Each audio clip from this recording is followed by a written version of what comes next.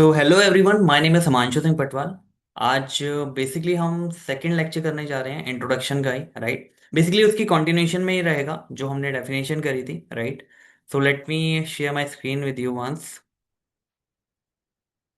ठीक है। तो हमने एक कॉन्टेक्स्ट लिया था, राइट। एक कॉन्टेक्स्ट हमने समझा था, एक डेफिनेशन समझी थी अकाउंटिंग की। अकाउंटिंग होती क्या है, ठीक है। थोड़ा सा रिकैप करवा देता हूँ आपको। इट्स ऑल अबाउट जो हमने देखा था अकाउंटिंग में कि भाई सबसे पहले आप आइडेंटिफाई करते हो, ठीक है। आइडेंटिफाई करने के बाद आप मेजर करते हो मॉनेटरी टर्म में। मेजर करने के बाद आप उसको रिकॉर्ड करते हो। रिकॉर्ड करने के बाद फिर फाइनली आप उसे कम्युनिकेट कर देते हो, ठीक है, टू द यूजर। अब उसी के आगे जो अगला एक कॉन्टेक्स्ट है आपका, वो ऑब्जेक्टिव के ऊपर बात करता है, ठीक है। कि ऑब्जेक्टिव ऑफ अकाउंटिंग क्या है। क्यों कर रहे हो आप ये अकाउंटिंग? बिजनेस कर रहे हो, ठीक है। बिजनेस कर रहा है बिजनेसमैन, ठीक है। अकाउंटिंग की जरूरत क्यों पड़ी? पिछले में मैंने एक कॉन्टेक्स्ट सेट किया था कि जब भी बिजनेसमैन बिजनेस करता है, ठीक है, तो उसे ये देखना है कि भाई जो अकाउंटिंग है एक फॉर्म करती है आपकी लैंग्वेज, राइट। बिजनेस की लैंग्वेज अकाउंटिंग, ठीक है। कोई भी बिजनेसमैन ये नहीं कहेगा कि भाई मेरा बिजनेस जो है खराब चल रहा है। Are you getting my point? तो हमें कैसे पता चलेगा एज ए एक्सटर्नल कि ये बिजनेस वर्क कैसे कर रहा है? तो हमें उसके लिए क्या चाहिए? हमें उसके लिए बेसिक क्या चाहिए, फंडा। आपको थोड़ा सा यहाँ पे एक ब्रीफ दे देता हूँ। देखो, हमें बेसिक उसके लिए क्या चाहिए। अकाउंटिंग को आपकी बोला गया है लैंग्वेज ऑफ बिजनेस। मतलब बिजनेस की भाषा क्या है अकाउंटिंग। जैसे आपकी और मेरी भाषा क्या है, हिंदी इंग्लिश, रीजनल लैंग्वेज होगी। वैसे ही बिजनेस की जो लैंग्वेज है दैट इज अकाउंटिंग, राइट। अब इसके ऑब्जेक्टिव की बात कर लेते हैं। मेनली चार कोर पिलर पे इसको रखा गया है, ठीक है। फोर कोर पिलर है इसके, जो कि ऑब्जेक्टिव में इसमें डिफाइन करे हुए हैं, ठीक है। जो हमने पिछली क्लास में देखेगा उसी का एक एक्सटेंशन है ये, ठीक है। उसी के एक्सटेंशन में आपको बताया गया है कि क्या है, क्यों कर रहे हो आप ये, what are the objective of this, right.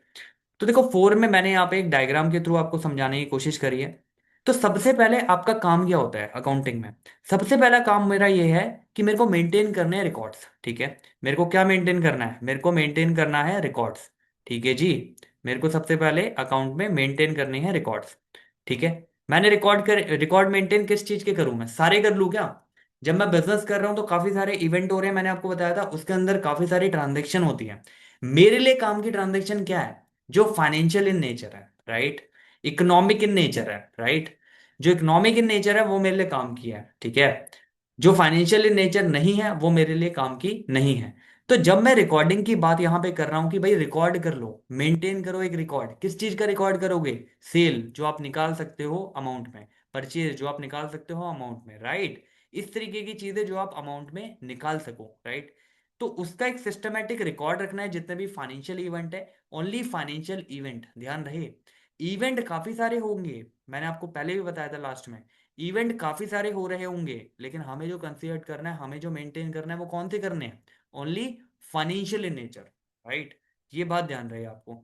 दूसरा, एक ऑब्वियसली बात है, reliable and permanent history of the business activity. जो भी आप ये कर रहे हो क्रिएट, मेंटेन क्यों कर रहे हो? मेंटेन इसलिए कर रहे हो ताकि कल को किसी एक्सटर्नल यूजर ने मांगी या आपको खुद ही देखनी है किसी पर्टिकुलर टाइप पे, उसके अकॉर्डिंग आप इसको देख सको।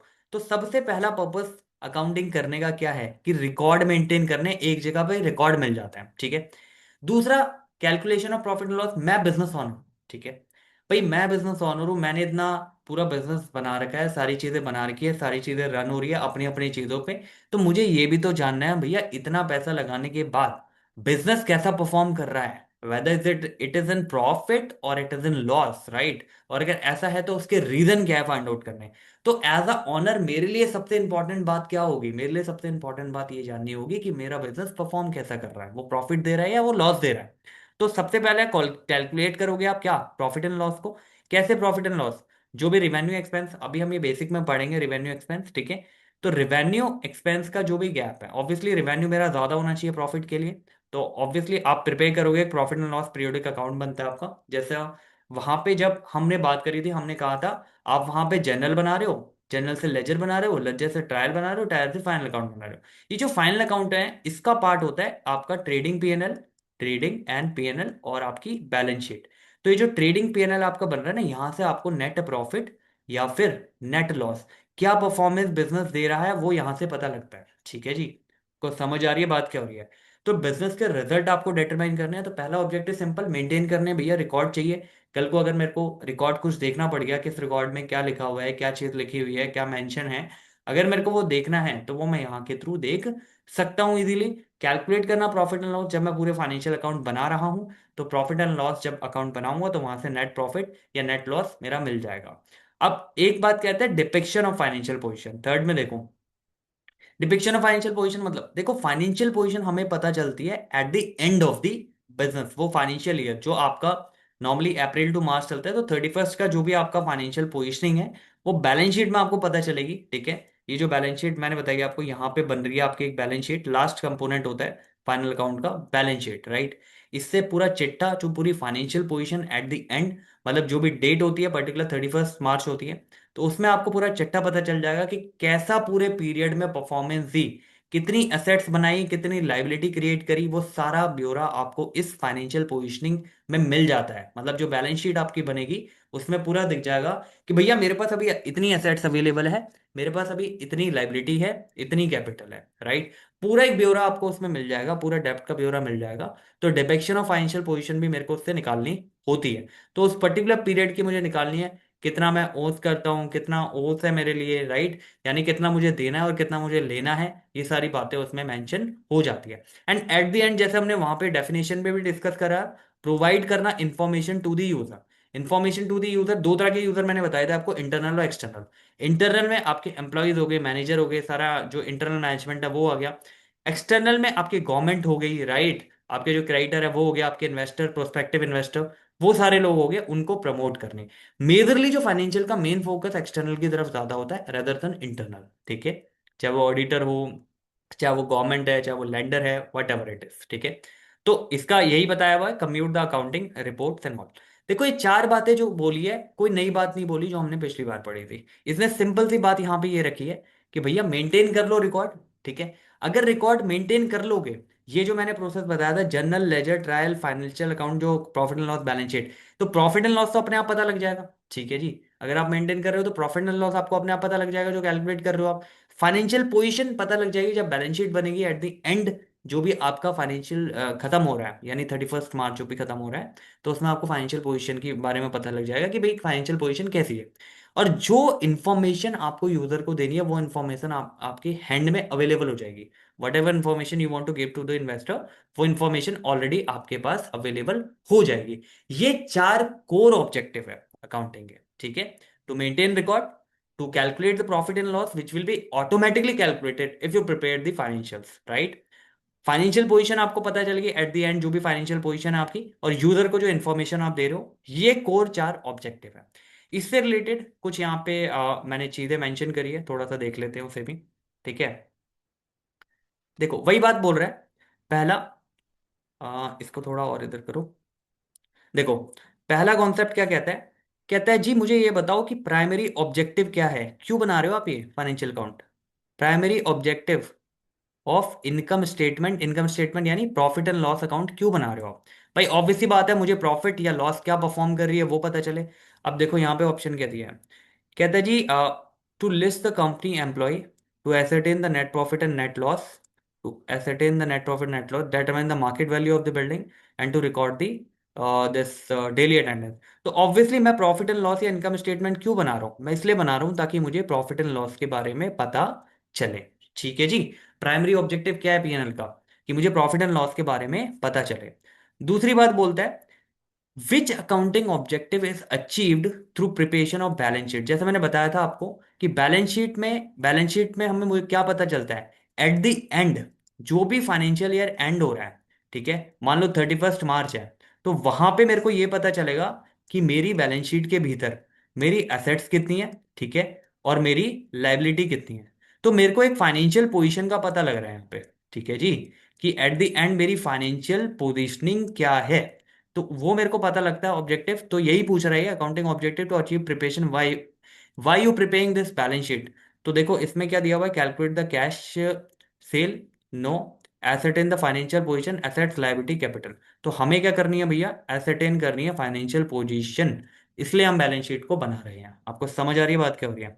Deciding the market budget for next year, tracking employ review, no. सो ये हमें पता चल गया कि हम बैलेंस शीट क्यों बना रहे हैं। हम बैलेंस शीट इसलिए बना रहे हैं क्योंकि हमें फाइनेंशियल पोजीशन चाहिए एट द एंड, जिसमें हम एसेट्स का, लायबिलिटी का, कैपिटल का, सबका पता चले। ठीक है जी।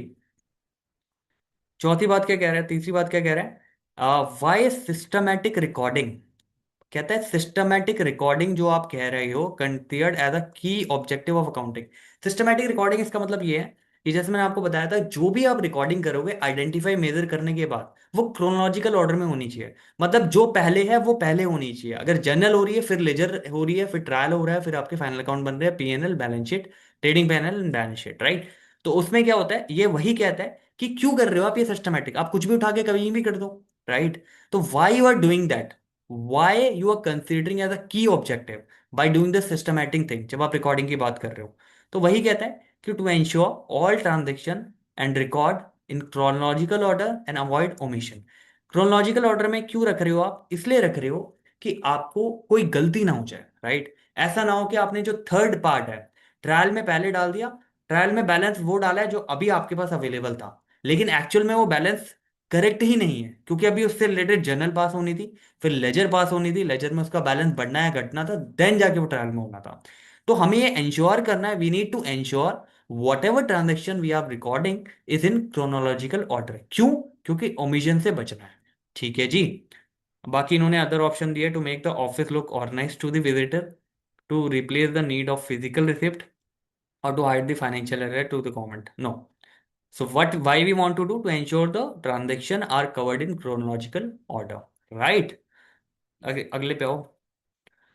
अगला क्या कहते हैं, कहते हैं जी accounting information help management decision making. Decision making में हेल्प करता है by providing data for. Accounting information help करता है मैनेजमेंट को डिसीजन मेकिंग में by providing data for what, hiring person का डेटा देते हैं हम, no. Planning, controlling strategic resource allocation, deciding the colour of the company logo, no.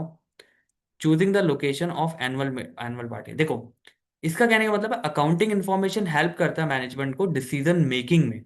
Decision making में help करता है by providing data for planning के लिए, कंट्रोलिंग के लिए, स्ट्रैटेजिक रिसोर्स के लिए। ये काम होता है मैनेजमेंट अकाउंटिंग का। ठीक है। अभी आप आगे पढ़ोगे, जब ब्रांचेस में पढ़ोगे ना, तो जो भी यूजर है, जैसे मैंने यूजर बताए थे, यूजर में दो यूजर है आपके, एक इंटरनल हो गया, ठीक है, और एक एक्सटर्नल हो गया। तो इंटरनल यूजर में से एक यूजर होता है मैनेजमेंट, ठीक है।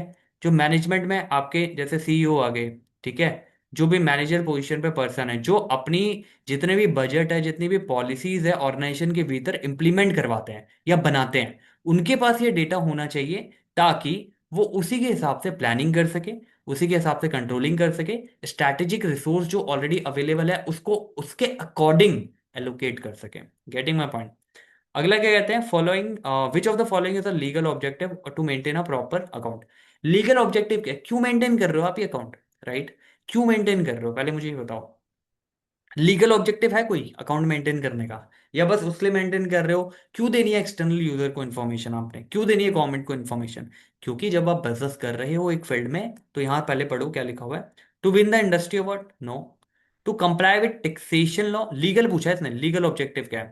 Comply with taxation law and statutory regulation. जब आप बिजनेस करते हो ना, तो आपके पास काफी सारी स्टैट्यूटरी गाइडलाइंस होती है, जैसे लेबर लॉ आपको फॉलो करना होता है, टैक्सेशन लॉ में टैक्सेशन जब आप पे करते हो, तो गवर्नमेंट इसलिए मांगती है आपके फाइनेंशियल कि जो आप टैक्सेशन में फिल कर रहे हो वो करेक्ट भी है या नहीं है। अगर वो करेक्ट है नहीं है, कैसे कंप्लाई करेगी वो? आपके फाइनेंशियल देख के, ठीक है जी। To comply with the taxation law and statutory regulation, to ensure the company is most follower on the Instagram, and to prove the company is older than the competitor. No. Why we are doing it? We are doing it simply. Legal objective ये होता है कि जो हमने objective बताया उसके अलावा legal objective ये होता है कि टैक्सेशन और स्टैट्यूटरी रेगुलेशन के लिए हम इसे करते हैं। Are you getting my point? Objective I hope आप क्लियर हो गए होंगे कि क्या ऑब्जेक्टिव है, क्या कहानी है इसकी। चार ही ऑब्जेक्टिव है। अकाउंट बनाओ, रिकॉर्डिंग करनी है, ठीक है। रिकॉर्डिंग करोगे ऑटोमेटिकली प्रॉफिट एंड लॉस निकल जाएगा, फाइनेंशियल पोजीशन निकल जाएगी बैलेंस शीट के थ्रू, और इन्फॉर्मेशन बता दोगे यूजर को, ठीक है। उसके थ्रू हमने दो चार यहाँ पे इससे रिलेटेड जो क्वेश्चन थे वो भी कर लिया है, ठीक है जी। आगे आओ थोड़ा सा इसको, बेसिक को। अब ध्यान से सुनना। अब अकाउंटिंग के ना कुछ आपके क्वालिटेटिव कैरेक्टर होते हैं, ठीक है। क्वालिटेटिव कैरेक्टर का मतलब क्या? क्वालिटेटिव कैरेक्टर मतलब कुछ इसकी क्वालिटी होनी चाहिए जब आप अकाउंटिंग बना रहे हो, ठीक है। There are some qualities that you need to consider while you are making the account. Are you getting my point? अब वो क्या क्वालिटी है वो देखते हैं, ठीक है जी। अब ध्यान सुनना, चार क्वालिटी होती है गिनती की।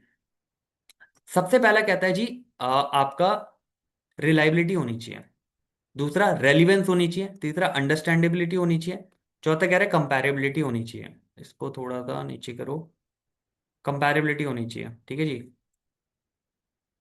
कंपैरेबिलिटी। अब ध्यान सुनना एक एक करके, ये क्वालिटेटिव कैरेक्टर है कि ये क्वालिटी तो आपके अकाउंट जब आप बना रहे हो, ये क्वालिटी आपके अकाउंटिंग में होनी चाहिए। कंपलसरी है, मैंडेटरी है, राइट। रिलायबिलिटी का मतलब क्या है? रिलायबल मतलब जिस पे मैं भरोसा कर सकूं। ऐसे अकाउंट्स बनाओ जिसपे मैं भरोसा कर सकूं, राइट।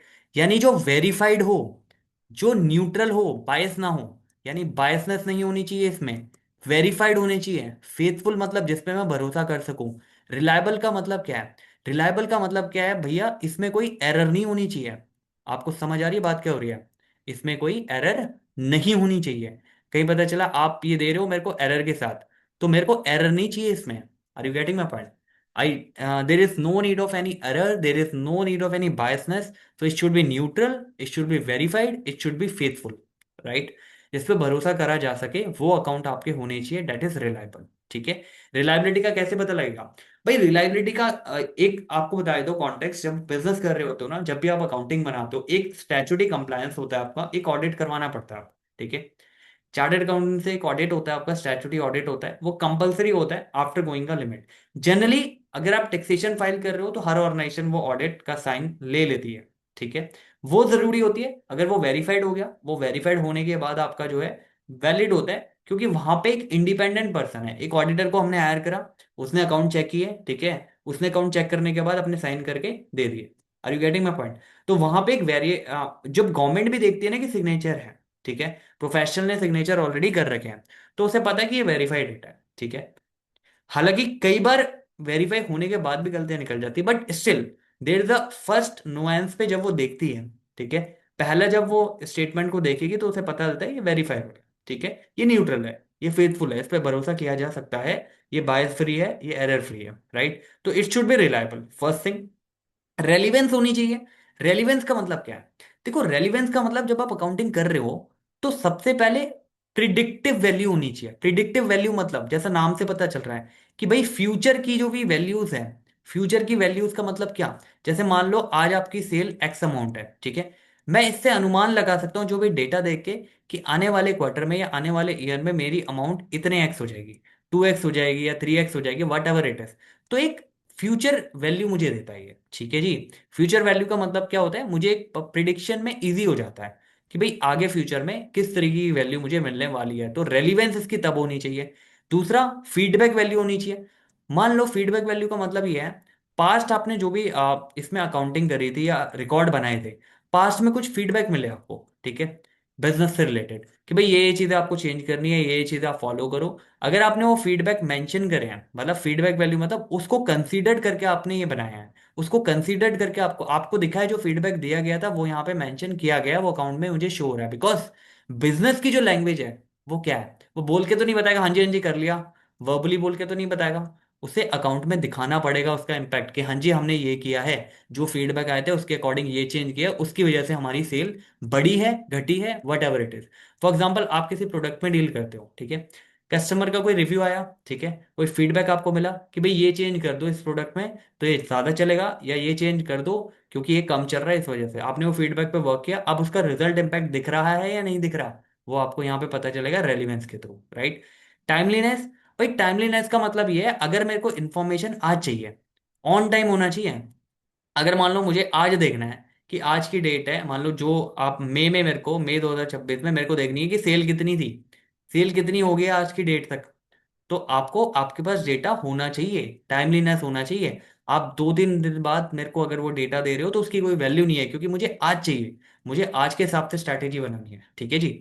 तो पहला क्वालिटेटिव कैरेक्टर बोलता है रिलायबल होना चाहिए। रिलायबल का मतलब बायस फ्री होना चाहिए, एरर फ्री होना चाहिए, विच इज वेरीफाइबल, इंडिपेंडेंट जो ऑडिटर है उससे वेरीफाई करवा ले, और न्यूट्रल होना चाहिए, फेथफुल होना चाहिए, खत्म। रेलिवेंस होनी चाहिए उसकी। रेलिवेंस का मतलब प्रिडिक्ट कर सके उसकी वैल्यू, प्रिडिक्टेबल वैल्यू होनी चाहिए। फीडबैक जो दिए गए थे वो वैल्यू कंसिडरेबल होने चाहिए, रेलिवेंस उसका देखना चाहिए, और जो इंफॉर्मेशन जिस टाइम चाहिए उस टाइम में अवेलेबल हो जाए, ठीक है। टाइमलीनेस होनी चाहिए, ऑन टाइम आनी चाहिए, थोड़ी सी सीरियसनेस दिखनी चाहिए, समझ में आ रही बात। फिर उसके बाद बोलते हैं अंडरस्टैंडेबिलिटी, ये देखना ये बहुत इंपॉर्टेंट है। ये बहुत इंपॉर्टेंट क्यों है अभी बताता हूँ। देखो अंडरस्टैंडेबिलिटी, अंडरस्टैंडेबिलिटी का मतलब क्या है, अंडरस्टैंडेबिलिटी का मतलब ये है कि मान लो मैंने कोई बात बोली, ठीक है, मैंने आपको अकाउंटिंग के कॉन्टेक्स्ट में कोई चीज समझाई, अब जो मैंने समझाई आपको भी वही समझ आनी चाहिए। आपको समझ आ रही बात। फॉर एग्जाम्पल मैंने आपको बोला कि सेल आपकी मान लो ₹1,00,000 है, ठीक है, इसमें से रिटर्न आपकी 20,000 होगी थी, और नेट सेल आपकी 80,000 है। ये 80,000 मुझे दिखना चाहिए, मतलब मुझे भी 80,000 दिखना चाहिए। ऐसा ना हो कि मुझे जो सेल दिख रही है वो 1,00,000 दिख रही है, मैं इंटरप्रेट 1,00,000 कर रहा हूँ, रिटर्न का कोई कंसिडरेबल है ही नहीं। मतलब जिस वे में इंफॉर्मेशन समझाई गई है अकाउंट में, उसी वे में जो यूजर है उसको परसीव हो, राइट। ऐसा नहीं होना चाहिए। जैसे फॉर एग्जांपल आपने सेल दिखाई, तो सेल्स में आप लेस कर दो रिटर्न जितना भी अमाउंट का, और फाइनल सेल फिगर दिखाओ। ऐसा नहीं होना चाहिए, आपने सेल पूरी ₹1,00,000 दिखा रखी है, ठीक है जी। अगर आप ऐसा करोगे तो ऑब्वियस सी बात है ये अंडरस्टैंडेबल नहीं होगी, यूजर कंफ्यूज हो सकता है। इट शुड बी क्लियर, ये इतनी क्लियर होनी चाहिए कि जिस तरीके में आप बताना चाह रहे हो उसी तरीके में यूजर को समझ आए, ठीक है, वो अपनी कोई परसेप्शन बना के ना बैठे। तो क्वालिटेटिव कैरेक्टर जब आप देखते हो, क्वालिटेटिव कैरेक्टर का ये इंपॉर्टेंट फीचर है कि जो आप बताना चाह रहे हो, जो बात जहां तक पहुंचाना चाह रहे हो वो बात उसी तरीके में पहुंच रही है वहां पे, ठीक है। तो अंडरस्टैंडेबिलिटी होनी चाहिए फाइनेंशियल स्टेटमेंट को पढ़ के ही, ठीक है। कंफ्यूजन नहीं होनी चाहिए उसमें, ये बात ध्यान रहे। दूसरा कंपैरेबिलिटी, अब ध्यान से सुनना, कंपैरेबिलिटी का मतलब क्या। कंपैरेबिलिटी का मतलब ये होता है, भाई आपने पिछले साल जो फाइनेंशियल बनाए थे 2025-26 में आपने बनाए थे, अभी मैं उसे मान लो 26-27 से कंपेयर कर रहा हूँ, ठीक है, करीबन जो भी है मैं पहले क्वार्टर से उसको कंपेयर कर रहा हूं। तो ये दोनों आपस में कंपैरेबल होनी चाहिए। इनकी जो यूनिट्स आपने ली गई है, जिसमें जो पहले ली थी वो यूनिट्स कंपैरेबल होनी चाहिए। ऐसा ना हो कि यहां पे आपने कुछ और ले रखा है, यहां पे आपने कुछ, मैं कंपेयर ही नहीं कर पा रहा। दूसरा, अब इंडिया में अगर आप बिजनेस कर रहे हो, ठीक है, ये तो होगी with an organization, with an organization तो नॉर्मली आप कंपेयर कर सकते हो।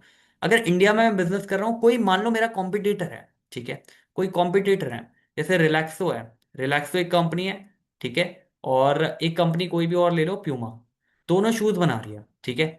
अब इन दोनों का जो डेटा है, पूमा इंडिया की बात कर लेते हैं, जो डेटा है वो कंपैरेबल होना चाहिए। ऐसा ना हो कि अगर मैं इससे कंपेयर कर रहा हूँ सेम इंडस्ट्री में कोई है, तो ये दोनों कंपैरेबल होने चाहिए आपस में। ऐसा ना हो कि ये दोनों कंपेयर मैं कर ही नहीं पा रहा इन दोनों। Right, are you getting my point way I am coming from. तो इसका सिंपल सा लॉजिक ये है, सिंपल भाषा में ये कहना चाह रहे हैं कि जो भी आप फाइनेंशियल बनाओ, अगर मैं उसको अपनी ही कंपनी के लास्ट क्वार्टर से या लास्ट ईयर से या लास्ट 6 ईयर से कंपेयर करना चाहूं तो कंपेरेबल होनी चाहिए। अगर वही चीज मैं कॉम्पिटिटर में देख रहा हूँ, कॉम्पिटिटर से मुझे अगर देखनी है, कॉम्पिटिटर का मुझे अगर देखना है कि कॉम्पिटिटर जो है पर्टिकुलरली, मान लो मैं अपनी 6 महीने की उठा रहा हूँ, अप्रैल से अक्टूबर की, और कॉम्पिटिटर की 6 महीने की उठा रहा हूँ, तो it should be comparable. Are you getting my point. I can compare that also, ठीक है। अगर इंडिया में बिजनेस कर रहे हैं, ऑब्वियसली वो भी रुपीज में टेकन केयर कर रहे होंगे, हम भी रुपीज में ले रहे हैं, तो इट शुड बी कंपेरेबल, ठीक है। तो आपको ये चीज, ये 4 बातें ध्यान देनी है क्वालिटेटिव में जब भी अकाउंटिंग कर रहे हो। रिलायबिलिटी होनी चाहिए, ठीक है, एरर फ्री होनी चाहिए, बायस फ्री होनी चाहिए, रेलिवेंस होनी चाहिए, ऑन टाइम मिले, ठीक है, प्रिडिक्टेबल वैल्यू हो, फीडबैक वैल्यू उसमें कंसीडर करी गई हो, अंडरस्टैंडेबल हो, भाई जो बात बताना चाह रहा है वही बात आई हो यूजर में, ठीक है ना। बताना कुछ चाह रहा है, यूजर कुछ और समझे, ऐसा नहीं होना चाहिए, अंडरस्टैंडेबल होना चाहिए, easy understandable, not make it too complex, right. Last इसमें कंपैरेबिलिटी होनी चाहिए। अपने ही फाइनेंशियल के लास्ट ईयर से अगर मैं कंपेयर करूं, कंपेयर नहीं हो रहा है ड्यू टू एनी रीजन, कुछ आपने चेंजेस कर दिया, whatever may be the reason, तो that should not be the case, right, unless otherwise specify. In normal scenario वो केस नहीं होना चाहिए। It should be comparable whether I am comparing with my organisation और I am comparing with any organisation out there, right. तो उसके साथ comparable easy होना चाहिए। आपको समझ आ रही बात क्या हो रही है। थोड़ा सा कॉन्टेक्स्ट देख लेते हैं इसमें, थोड़े से कुछ 2-4 क्वेश्चन मैंने इससे रिलेटेड यहाँ पे मेंशन करे हैं, ठीक है। आई होप आपको ये समझ आया होगा कि 4 बातें हैं क्वालिटेटिव में, सिंपल 4 बातें आपको ध्यान रखनी है। रिलायबिलिटी, रेलिवेंस, RRUC, ठीक है जी, RRUC, reliability, relevance, understandability and comparable. अब आ जाओ इधर, थोड़ा सा कॉन्टेक्स्ट लेना है, ठीक है, 2-4 क्वेश्चन देखो। क्वेश्चन मैं इसलिए करा रहा हूँ आपको, थोड़ा सा एक आइडिया हो जाए क्या बात हो रही है, किस कॉन्टेक्स्ट में बात हो रही है, थोड़ा सा एक अवेयरनेस आ जाए, ठीक है। ये जो क्वेश्चन है इसके स्क्रीनशॉट ले सकते हो, जितने भी क्वेश्चन अभी करे हैं हमने ऊपर तक। तो देखो सबसे पहले क्या कह रहा है, यहाँ पे देख लो। Which of the character sketch ensure the information is available to the user in time. मतलब टाइमली इंफॉर्मेशन मिलनी चाहिए, कैपेबल ऑफ इन्फ्लुएंस डिसीजन, जैसे हमने आपको उसमें बताया था टाइमलीनेस की, यहाँ पे कि भाई relevance, relevance should be there, right. अगर उसकी रेलिवेंस कब बनेगी, ये देखो, relevance should be there, relevance कब बनेगी इसकी, जब वो मेरे को जिस टाइम चाहिए इन्फॉर्मेशन उस टाइम वो इन्फॉर्मेशन मुझे मिल रही है। अगर वो उस टाइम मुझे इन्फॉर्मेशन मिल रही है तो ही मेरे लिए रेलिवेंट है, अगर वो उस टाइम मुझे नहीं मिल रही है तो मेरे लिए रेलिवेंट नहीं है। तो यहाँ पे कौन सा फीचर आपको शो हो रहा है, कंपैरेबिलिटी, अंडरस्टैंडेबिलिटी, टाइमलीनेस या वेरीफाई। पहले तो रेलिवेंस है, तो रेलिवेंस के भीतर होता है टाइमलीनेस, तो इस टाइमलीनेस को आप कंसिडर्ड कर लोगे। Are you getting my point, where I am coming from. क्योंकि यहाँ पे आपको यूजर को टाइम पे देनी होगी इन्फॉर्मेशन, तभी रेलिवेंट है उसके लिए, राइट। अगर नहीं मिली तो उसके लिए क्या रेलिवेंस है इसका। दूसरी चीज, in financial information they are saying, in financial information, if financial information free from material error and biasness, ठीक है, और faithful represent what persist represent. अब मुझे ये बताओ कि एरर फ्री हो, बायस फ्री हो, ठीक है, जिसपे आप फेथ कर सको, वो कौन सी होनी चाहिए, रिलायबिलिटी। जबकि इसने रेलिवेंस इसमें दिया हुआ है लिख के कि फेथफुल रिप्रेजेंटेशन, अगर नहीं भी दिया होता तो आपको पता होना चाहिए था ये रिलायबिलिटी। यानी जो आपका क्वालिटेटिव कैरेक्टर है उसका पहला ही कॉन्सेप्ट हमने ये पढ़ा था कि एरर फ्री होना चाहिए, राइट, न्यूट्रल होना चाहिए, राइट, उसके अलावा रिलायबल होना चाहिए। तो ये उसी का पार्ट इसमें कवर्ड हो गया। अब अगला पढ़ो फटाफट। देखो कंपैरेबिलिटी, एक कॉन्सेप्ट हमने पढ़ा है इसमें, ठीक है, कि कंपैरेबिलिटी का आपने देखा था, यहाँ आ जाओ, ये रहा। चौथा, कंपैरेबिलिटी, जब मैंने आपको बताया था कि कंपैरेबिलिटी का मतलब क्या है, जब कंपैरेबल हो आपके स्टेटमेंट, ठीक है, अब चाहे आप अपनी ऑर्गेनाइजेशन से कर रहे हो, इस क्वार्टर का लास्ट क्वार्टर से कर रहे हो, या किसी और की ऑर्गेनाइजेशन से हो रहा है, इट शुड बी कंपैरेबल, ठीक है। तो वही यहाँ पे पूछ रहा है, वही यहाँ पे बोल रहा है आपको, जो कंपैरेबिलिटी आपने बताया था क्वालिटेटिव कैरेक्टर में, that allow user to identify similar और डिफरेंसेस बिटवीन, किसके बिटवीन, पहला, two different companies in the same industry, same industry में दो डिफरेंट कंपनीज का कंपेयर कर सको आप, राइट। दूसरा, different time period for the same company, दोनों मैंने डिस्कस किए थे। चाहे आप सेम कंपनी में डिफरेंट टाइम का कर लो इंटरवल का, यानी इस क्वार्टर का लास्ट ईयर से या इस ईयर का लास्ट ईयर से, इस तरीके से, या फिर आप सेम इंडस्ट्री में दो कंपनी उठा लो, अपनी और एक दूसरी, ठीक है। तो ये दोनों को ही कंसिडरेबल करेगा कंपैरेबिलिटी में, ये कहता है कि दोनों को ही कंसिडरेबल में रखा जाएगा। Are you getting my point.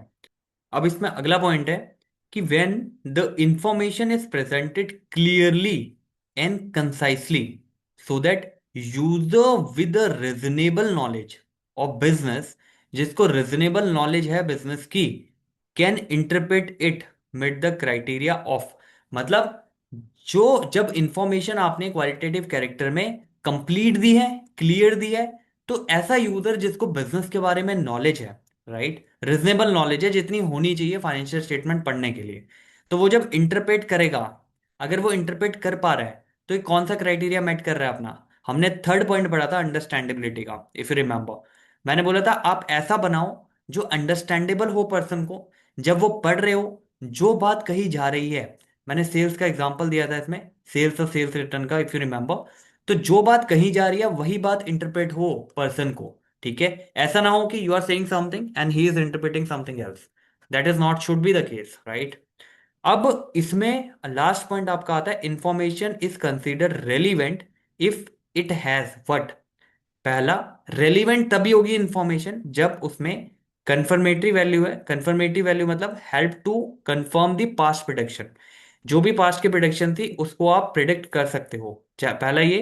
दूसरा, प्रिडिक्टेबल वैल्यू होनी चाहिए, तो ये किस में था, जब हम रेलिवेंस की बात देख रहे थे, यहां पे जब मैंने आपको बताया था रेलिवेंस में। अब दूसरा पॉइंट देखो, देखो रेलिवेंस में मैंने आपको क्या बताया था, रेलिवेंस में आपको बताया था कि टाइमलीनेस होनी चाहिए, पहला पॉइंट। दूसरा, फीडबैक वैल्यू, ठीक है, जो पास्ट का आपका जितना भी आ रहा है उस पे वैल्यू जो बन रही है, और एक प्रिडिक्टेबल वैल्यू। तो उसी के नेम चेंज करके यहाँ पे इसने दे दिए। पहला ये कह रहा है कंफर्मेटिव वैल्यू, कंफर्मेटिव वैल्यू जो होती है आपकी वो सेम होती है जो हेल्प करती है आपको कंफर्म करने के लिए, जो भी प्रिडिक्शन पास्ट के प्रिडिक्शन थे आपको, that is your confirmatory value. ठीक है, मान लो पास्ट में प्रिडिक्शन आपने कुछ करी थी, ठीक है, आपने पास्ट में कुछ प्रिडिक्शन करी थी, एंड देन अकॉर्डिंगली वो आपकी जो है which help you to confirm the past prediction, right, confirmative value उन्हें बोलते हैं। और prediction value, the value predict the future, ठीक है, जिससे आप प्रिडिक्ट कर सको future, that is your predictable value. ठीक है, तो कंफर्मेटिव वैल्यू कौन सी वैल्यू हो गई? कंफर्मेटिव वैल्यू फीडबैक वैल्यू हो गई। फीडबैक के बेसिस पे जो भी वैल्यू आप बना रहे हो, फीडबैक के बेसिस पे जो भी वैल्यू आप आगे बना रहे हो, that is your confirmatory. And predictable जो आप फ्यूचर की वैल्यू बना रहे हो, आपको समझ में आ रही है बात क्या हो रही है? Help to predict the future outcome, that is predictable. And confirmatory help to confirm the past, जो भी प्रिडिक्शन थी। ठीक है जी, तो ये आपका हो गया कंसर्न, समझ में आ रही है बात क्या हो रही है? अब इसमें एक टॉपिक और है आपका, जिसमें हम बात करेंगे। एक टॉपिक और है, जैसे मैंने बताया आपको, ब्रांचेस ऑफ अकाउंटिंग। ठीक है, अब देखो अकाउंटिंग अभी तक हमें समझ आ गई, एक सिनॉप्सिस हमें समझ आ गया कि अकाउंटिंग क्या कह रहा है। ठीक है, अकाउंटिंग हमें समझ आ गई कि भाई बिजनेसमैन है, इवेंट हो रहे हैं, ट्रांजैक्शन काफी सारी होगी, उस ट्रांजैक्शन में मैन है, ट्रांजेक्शन काफी सारी होगी, उस ट्रांजेक्शन इवेंट काफी सारे हो रहे होंगे, उस इवेंट में काफी सारी ट्रांजेक्शन होगी, जो ट्रांजेक्शन फाइनेंशियल नेचर की है उसको हमने उठा लिया, उसको हमने आइडेंटिफाई करके मेजर कर लिया, मेजर करके रिकॉर्ड कर लिया, रिकॉर्ड करके इंटरप्रेट कर लिया, इंटरप्रेट करके हमने कम्युनिकेट भी कर लिया जिसको कम्युनिकेट करनी थी, यानी यूजर को। यूजर दो तरह के होते हैं, इंटरनल होता है, एक्सटर्नल होता है। उसके बाद हमने देख लिया ऑब्जेक्टिव क्या है उसको बनाने का। पहला रिकॉर्ड मेंटेन करना होता है ऑब्जेक्टिव, ठीक है ना। दूसरा, आप उसको जब रिकॉर्ड मेंटेन कर रहे हो तो ऑटोमेटिकली जब पीएनएल बनेगा तो पीएनएल में नेट प्रॉफिट नेट लॉस पता लगेगा, फाइनेंशियल पोजीशन पता चल रही है बैलेंस शीट में, राइट, एट द एंड जो भी पर्टिकुलर उसका डे है। ठीक है, और तीसरी चीज, जब आप यूजर को इन्फॉर्मेशन दे रहे हो वो इसमें इंक्लूड हो जाएगा।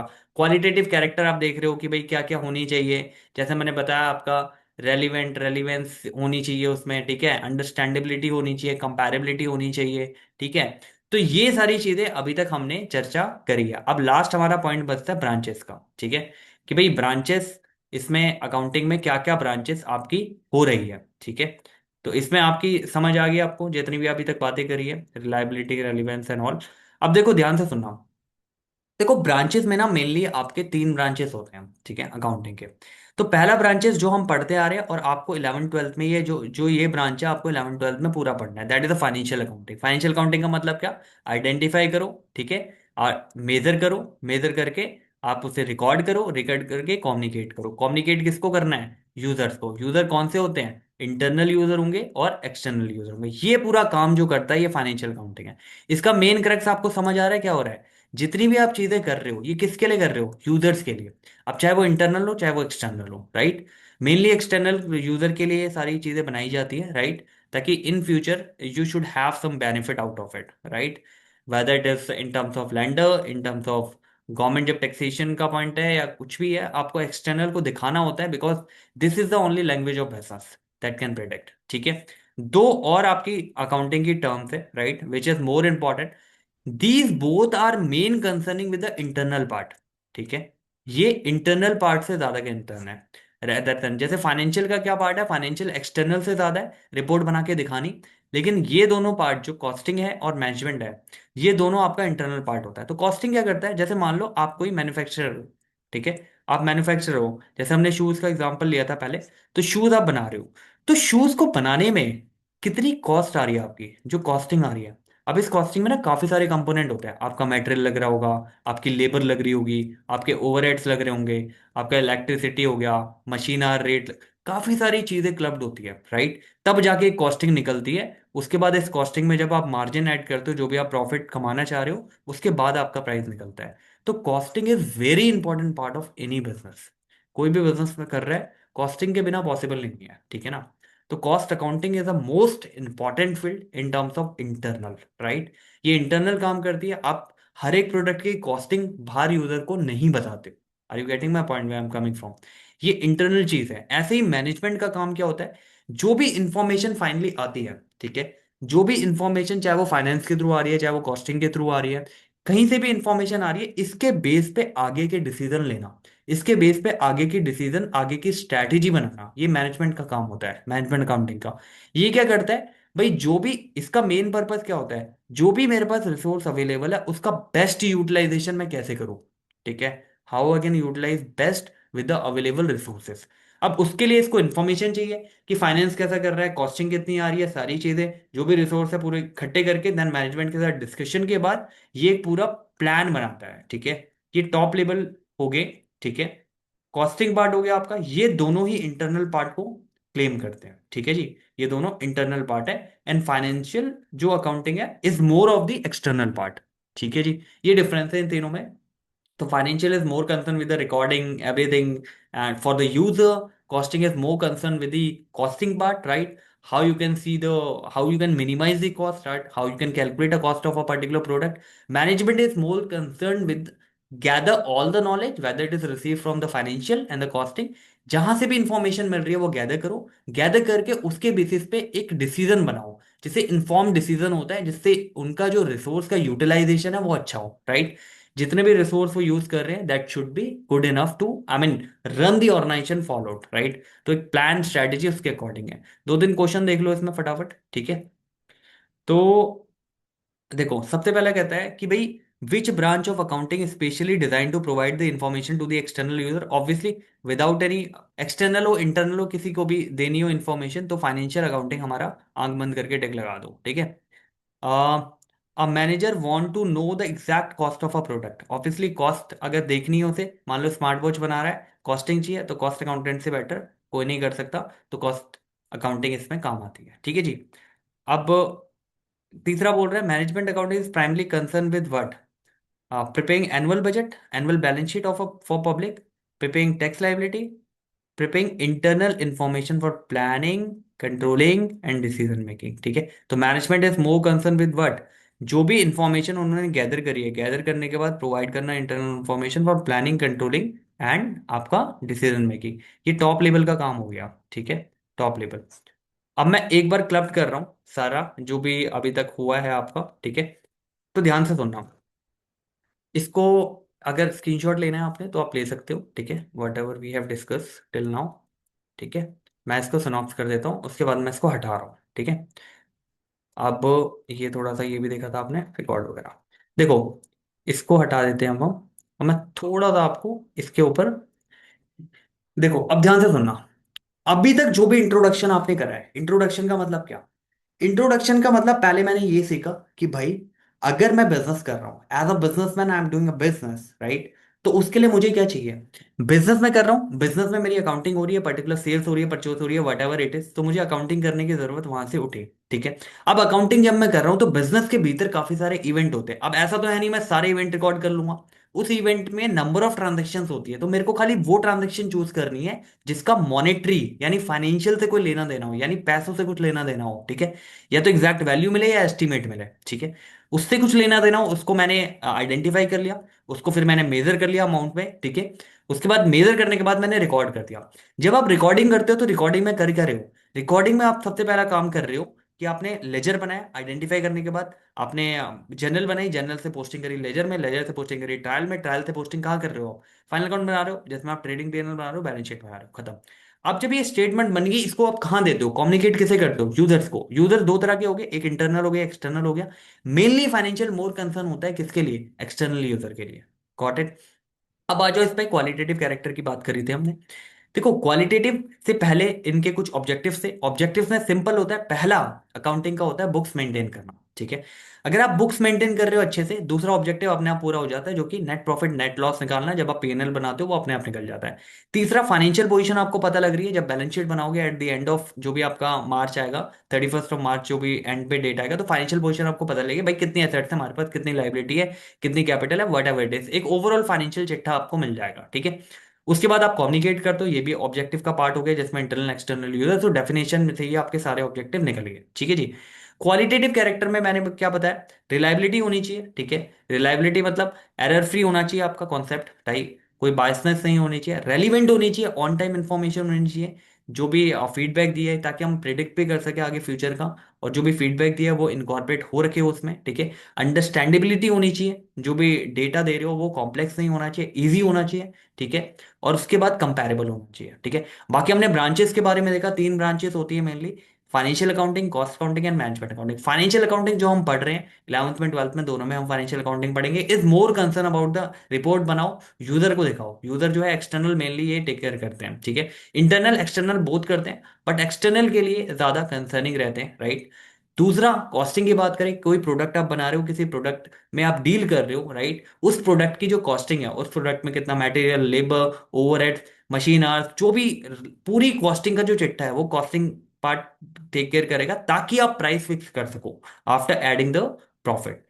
तीसरी चीज मैनेजमेंट क्या करता है, मैनेजमेंट गैदर करता है इन्फॉर्मेशन, चाहे वो अकाउंट फाइनेंशियल से गैदर कर रहा हो, कॉस्टिंग से गैदर कर रहा हो, इंटरनल सोर्सेज से गैदर कर रहा हो, ऑपरेशन से गैदर कर रहा हो, उसके बेसिस पे एक डिसीजन बनाता है, इन्फॉर्म्ड प्लान करता है आगे फ्यूचर के लिए, ठीक है, कि किस तरीके से हम इसको आगे फ्यूचर के लिए बेटर कर सकते हैं, राइट। तो ये हमने अभी तक बेसिक देखा है अकाउंटिंग के बारे में। ओनली अकाउंटिंग जो वर्ड है उसके बारे में हमने ये चीज देखी है, थोड़ा सा उसके ऑब्जेक्टिव देख लिए, क्वालिटेटिव देख लिया, उसकी ब्रांचेस देख ली, ठीक है।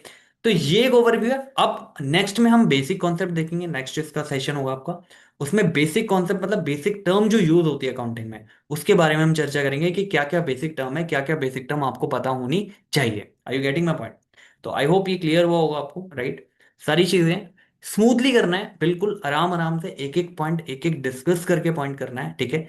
Understanding is the more important. Syllabus जो भी है वो खत्म हो जाएगा, जैसा जैसा भी चल रहा है वो इजीली खत्म हो जाएगा, इजीली अंडरस्टैंड हो जाएगा, इजीली नंबर आ जाएंगे। कॉन्सेप्ट समझो, अगर आप अंडरस्टैंडिंग बना रहे हो तो obviously you are able to make it happen, right. तो ये बेस है, बेस में जितना आप स्मूथली चल रहे हो, स्लो चल रहे हो, स्टेडी चल रहे हो, तो वो आपके लिए ज्यादा बेटर है, ठीक है। मिलते हैं नेक्स्ट लेक्चर में, बेसिक जितने भी टर्म्स यूज होती हैं इसमें, ठीक है, जिस भी रिस्पेक्ट में है, उस रिस्पेक्ट में जो टर्म्स यूज होंगे वो हम यहाँ पे क्लियर करेंगे नेक्स्ट लेक्चर में, ठीक है। So till then just go through whatever you have studied, right. Go through करो, थोड़ा समझो उसको, थोड़ा अंडरस्टैंड करो, ठीक है, थोड़ा डाइजेस्ट करो कि क्या चीज़ हो रही है। देन नेक्स्ट लेक्चर में मिलते हैं बेसिक टर्म्स के साथ इसकी। तो बेसिक टर्म इसको, जो भी इसमें बेसिक टर्म यूज होती है अकॉर्डिंगली उसको करेंगे, ठीक है। और टेंशन लेने की जरूरत नहीं है, आराम से करो, बिल्कुल स्मूथ करो, बहुत स्मूथ जाएगा, कुछ भी इतना नहीं है, बहुत बेसिक टर्म है, ठीक है।